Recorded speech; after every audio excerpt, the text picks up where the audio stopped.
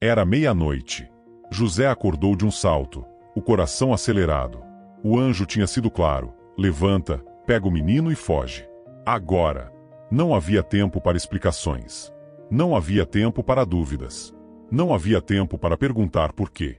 José se levantou no escuro, acordou Maria, pegou Jesus nos braços e saiu pela porta sem acender uma tocha. Rumo ao Egito, um país estrangeiro, língua diferente, sem garantias, sem conhecidos, sem saber o que ia encontrar. Esse homem não era um profeta famoso. Não era um rei. Era um carpinteiro de Nazaré. E naquela noite, carregando o Filho de Deus nos braços, ele tomou a decisão mais importante da história da salvação. Seu nome era José. A Bíblia inteira não registra uma única palavra que ele tenha dito, mas sem ele, a história do mundo seria outra. Nazaré era uma cidade pequena, esquecida. Um punhado de casas de pedra espalhadas por colinas áridas, no norte de Israel. Não era lugar de reis, de profetas famosos, de grandes acontecimentos. Era o tipo de lugar que as pessoas mencionavam com um sorriso irônico. Nazaré? Pode vir algo de bom de Nazaré? Foi lá que José cresceu. Filho de uma longa linhagem que vinha do rei Davi, mas que no tempo de José já não tinha glória nenhuma. O sangue real ainda corria nas veias, mas o que restava era uma oficina de carpinteiro, mãos calejadas e os mesmos dias simples de qualquer homem pobre do interior da Galileia.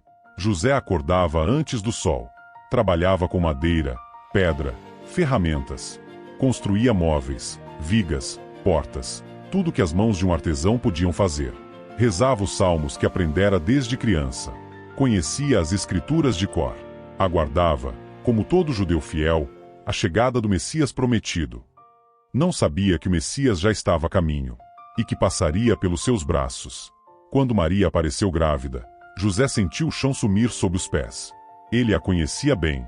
Sabia da sua pureza, da sua devoção, da sua integridade.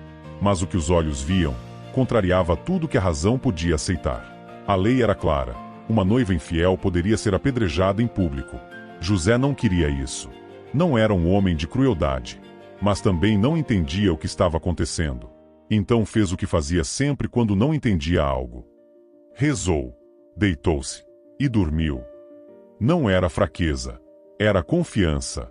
E foi no silêncio daquela noite que Deus falou: José, filho de Davi, não temas receber Maria como tua esposa. O que nela foi concebido vem do Espírito Santo. Quando José acordou, não havia mais dúvida. Não havia mais medo.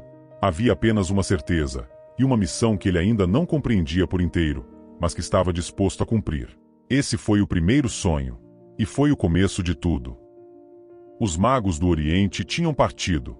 Os presentes ainda cheiravam a mirra e incenso no pequeno cômodo onde a família descansava. O menino dormia. José também dormia. E então o anjo voltou. Levanta-te. Toma o menino e sua mãe. Foge para o Egito. Herodes vai procurar o menino para matá-lo. Não havia explicação adicional. Não havia mapa, nem dinheiro, nem garantia de chegada. Só o comando e a urgência. José se levantou na madrugada. Acordou Maria com cuidado. Pegou Jesus sem que o menino acordasse. E partiu. Pense no que isso significava na prática. O Egito ficava a centenas de quilômetros de distância. O deserto entre Israel e o Egito era um dos mais hostis do mundo antigo. Durante o dia, o calor era sufocante. Durante a noite, o frio cortava os ossos. Não havia estrada iluminada. Não havia posto de descanso. Não havia ninguém esperando do outro lado. José tinha provavelmente um jumento, algumas peças de roupa, e o pouco que conseguiu pegar às pressas. Ia deixar para trás a oficina que sustentava a família, os clientes que conhecia, o idioma que falava, tudo o que havia construído.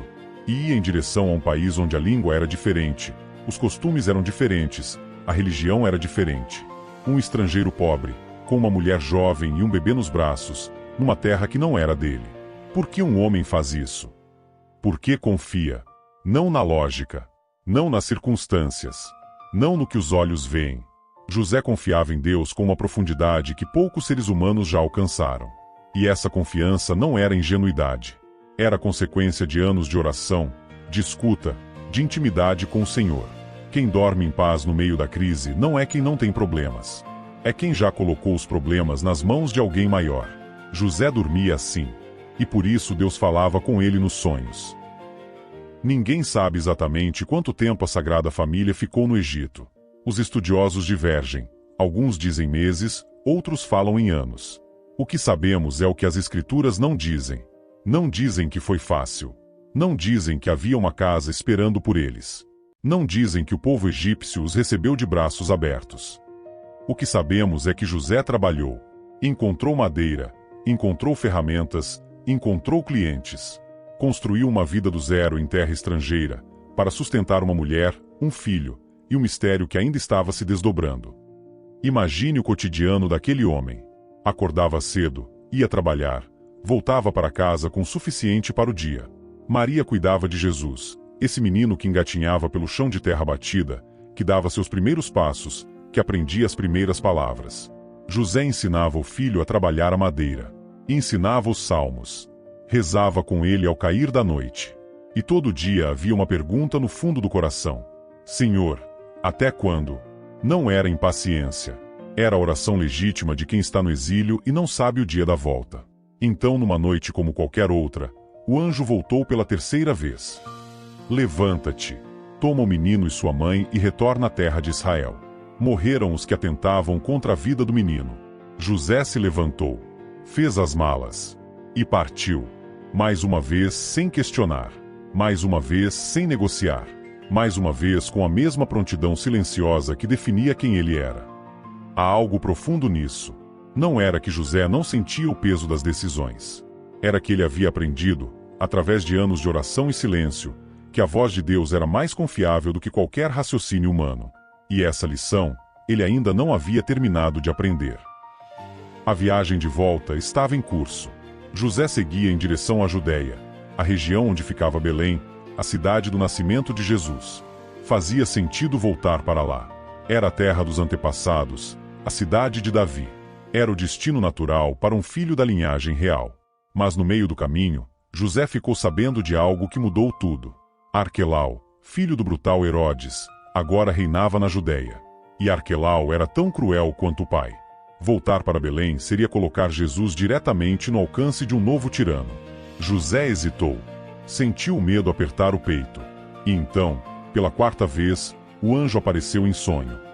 Retire-te para a Galiléia. Não era o destino que José havia planejado. Era uma mudança de rota no meio da jornada. Uma correção que exigia abrir mão do plano que ele mesmo havia imaginado. E José obedeceu. Sem resistência. Sem reclamar da mudança.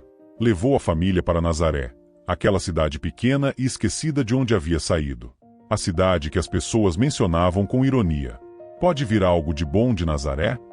Mas foi exatamente em Nazaré que a providência havia preparado o sustento da família. A cidade estava em expansão, obras de construção, necessidade de carpinteiros, trabalho disponível. O que parecia um recuo, era na verdade, o lugar exato onde Deus queria que eles estivessem. 4 sonhos. 4 crises. 4 obediências imediatas. E em cada uma delas, o destino de Jesus, e de toda a humanidade, dependeu de um homem que acordou, se levantou e foi. E essa lição, ele ainda não havia terminado de aprender. Existe uma coisa curiosa quando você lê os evangelhos com atenção. Maria fala. Fala com o anjo Gabriel. Fala com Isabel. Canta o Magnificat. Fala nas bodas de Caná. Está presente embaixo da cruz. Jesus fala, e suas palavras preenchem 4 evangelhos inteiros. José não diz nada. Em nenhum momento dos evangelhos há uma frase atribuída a ele. Nenhum discurso, nenhuma pergunta, nenhuma resposta registrada. Apenas ações. Recebeu Maria como esposa. Ação. Fugiu para o Egito na madrugada. Ação. Voltou para Israel quando foi chamado. Ação. Mudou o destino para Nazaré sem questionar. Ação. São José é o santo do silêncio ativo. Não o silêncio de quem não tem nada a dizer. O silêncio de quem já entendeu que o que Deus pede não se discute, se cumpre. E há algo mais que os evangelhos revelam nas entrelinhas. Jesus aprendeu com José. Aprendeu a trabalhar com as mãos. Aprendeu a orar em silêncio. Aprendeu o que significa ser justo numa cultura que pede crueldade. Aprendeu que um homem pode ser forte sem precisar de palavras. Quando Jesus, anos mais tarde, encontrou uma mulher presa em adultério, cercada por homens com pedras nas mãos, ele não a condenou. Ele se abaixou, escreveu no chão e esperou. Onde Jesus aprendeu essa capacidade de romper com a tradição adoecida do seu tempo e colocar a misericórdia acima da lei? São José não é apenas o pai adotivo de Jesus. É o homem que esteve ao lado do Filho de Deus durante 30 anos de vida escondida em Nazaré, ensinando, sustentando, protegendo. 30 anos que a Bíblia resume em poucas linhas. 30 anos que a história quase esqueceu. Mas Deus não esqueceu. E nós não deveríamos esquecer também. Convido você agora, que me acompanhou até aqui, a fazer esta oração a São José. São José, homem do silêncio e da ação, você que acordou no meio da madrugada e foi, sem questionar, sem negociar, sem pedir mais explicações, ensina-me a confiar assim. Você que deixou para trás a oficina, os clientes, o conforto, carregando nos braços aquilo que não entendia completamente, mas que sabia ser sagrado, ensina-me a obedecer antes de entender. Você que viveu 30 anos às margens da história, sem discursos, sem milagres visíveis, sem reconhecimento público, construindo em silêncio o lar onde o Filho de Deus cresceu, ensina-me que a santidade não precisa de aplausos. Nos momentos em que o anjo não aparece, nos momentos em que o sonho não vem, nos momentos em que a madrugada é só escuridão e dúvida, fica do meu lado São José. Apresenta ao teu filho Jesus as intenções que eu carrego no coração agora, as que eu tenho coragem de dizer em voz alta, e as que eu só consigo guardar em silêncio. Porque você sabe melhor do que ninguém o que é carregar algo sagrado sem entender completamente o peso que está nos braços. São José, rogai por nós. Amém. Se a história de São José tocou algo no seu coração hoje, esse homem que não disse nada, mas fez tudo, compartilhe este vídeo com alguém que está no meio de uma decisão difícil. Às vezes a pessoa ao nosso lado está esperando exatamente essa mensagem, que é possível confiar sem entender tudo, que Deus fala no silêncio, que a obediência silenciosa pode mudar o destino de uma família inteira. Deixe o seu like, é assim que o YouTube entende que este conteúdo precisa chegar a mais gente. Se inscreve no canal e ativa o sininho. Toda semana trazemos histórias como essa, de pessoas comuns que foram escolhidas por Deus para coisas extraordinárias. Nos comentários, conta para mim, qual parte da história de São José mais te surpreendeu? São José, guarda das famílias, rogai por nós. Até o próximo vídeo, e que Deus abençoe a sua casa.